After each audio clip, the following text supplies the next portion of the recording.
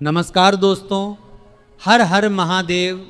जब भी हम किसी शिव मंदिर में जाते हैं, हमारी दृष्टि सीधे शिवलिंग पर जाती है। हम जल चढ़ाते हैं, बेलपत्र अर्पित करते हैं, दीप जलाते हैं और भगवान भोलेनाथ से अपनी मनोकामनाएं कहते हैं। लेकिन क्या आपने कभी यह सोचा है कि शिवलिंग की पूजा केवल भगवान शिव की ही नहीं, बल्कि शिव और शक्ति के दिव्य मिलन की उपासना मानी जाती है?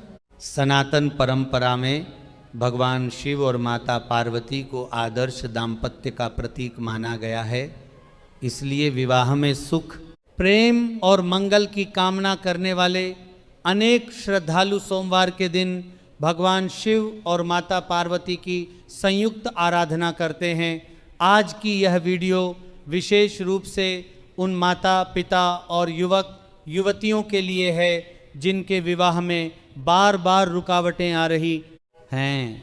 यदि रिश्ता बनते टूट जाता है, योग्य जीवन साथी नहीं मिल रहा या कई प्रयासों के बाद भी बात आगे नहीं बढ़ पा रही है, तो आज हम एक पारंपरिक, सरल और श्रद्धा आधारित उपाय के बारे में बात करेंगे। दोस्तों, सबसे पहले एक बात मन में अच्छी तरह बैठा लीजिए। कोई भी उपाय तभी सार्थक होता है जब उसके साथ सच्ची श्रद्धा, सकारात्मक सोच, अच्छे कर्म और भगवान पर अटूट विश्वास जुड़ा हो। केवल उपाय कर लेने से जीवन नहीं बदलता, बल्कि भगवान की कृपा और हमारे निरंतर प्रयास मिलकर शुभ परिणामों का मार्ग बनाते हैं। अब आइए जानते हैं इस उपाय की शुरुआत कैसे करनी है। सोमवार की सुबह ब्रह्म मुहूर्त या सूर्योदय के बाद स्नान करके स्वच्छ वस्त्र धारण करें। अपने साथ 1 लोटा स्वच्छ जल, थोड़ा सा दूध, 3 साफ बेलपत्र, थोड़ा चंदन, 1 लाल फूल और यदि संभव हो तो माता पार्वती को अर्पित करने के लिए सिंदूर लेकर किसी प्राचीन या निकट के शिव मंदिर जाएं। मंदिर पहुंचकर सबसे पहले शांत मन से भगवान शिव का ध्यान करें। इसके बाद श्रद्धा से जल और दूध अर्पित करें, फिर बेलपत्र अर्पित करें। भगवान शिव कर आचरा और ता माता पार्वती अर्पित करे पार्वती, अर्पित करे पार्वती, संभव हो तो पार्वती करते हुए नमः शिवाय मंत्र का कम से कम 11-12 जप करें।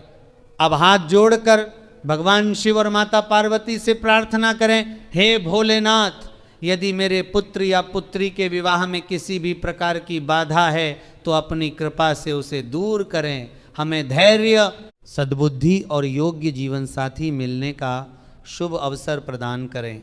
इसके बाद एक सुंदर और अखंड बेलपत्र भगवान के चरणों में अर्पित करें। चंदन से उसके मध्य भाग पर श्रद्धा के भाव से अंकित करें और कुछ क्षण तक अपनी मनोकामना भगवान को समर्पित करें। अब दर्शकों, आइए जानते हैं इस उपाय का अगला और सबसे महत्वपूर्ण चरण।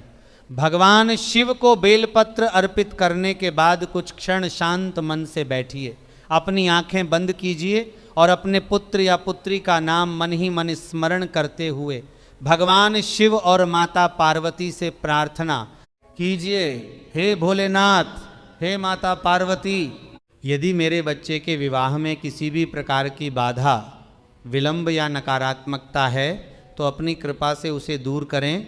उसे योग्य, संस्कारी और सद्गुणी जीवन साथी प्रदान करें तथा उसके जीवन में सुख, शांति और मंगल का वास हो।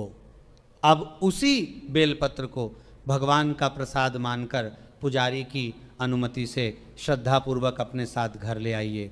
ध्यान रहे, यदि किसी मंदिर में चढ़ी हुई सामग्री घर ले जाने की अनुमति न हो तो वहाँ के नियमों का अवश्य पालन करें।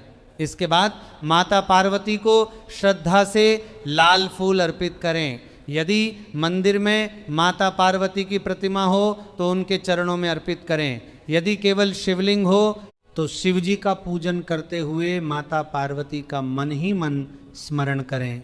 अब अपने साथ लाया हुआ सिंदूर भगवान और माता के चरणों में श्रद्धा पूर्वक अर्पित करें तथा उसे प्रसाद स्वरूप अपने साथ घर ले आएं। यह केवल आस्था का प्रतीक है, कोई चमत्कारी वस्तु नहीं। इसकी सबसे बड़ी शक्ति आपकी श्रद्धा और भगवान का स्मरण है। घर पहुंचने के बाद उस सिंदूर को अपने पूजा स्थान में रख दें। प्रतिदिन पूजा के समय भगवान का स्मरण करते हुए परिवार के लिए मंगल की प्रार्थना करें। यदि पुत्र या अबिता जब तक पड़ता जा रहा है, लोगे का आपको दोग रहा है, यदि पुत्र या आपको दोग रहा है, तो उनके सुखद भविष्य के लिए भगवान से प्रार्थना करना ही पर्याप्त है।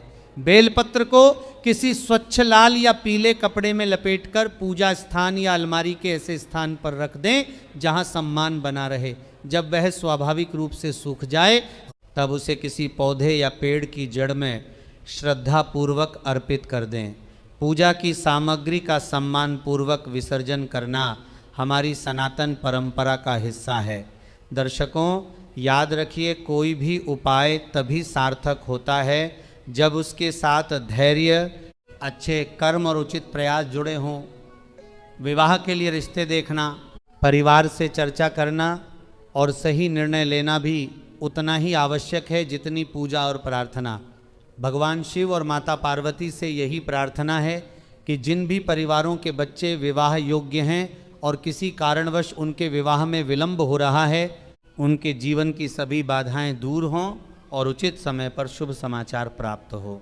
यदि आपको ये जानकारी अच्छी लगी हो तो वीडियो को लाइक करें, अपने परिवार और मित्रों के साथ साझा करें और कमेंट में श्रद्धा से लिखें, हर हर महादेव, जय माता पार्वती। महादेव और माता पार्वती की कृपा आप सभी पर सदैव बनी रहे। हर हर महादेव।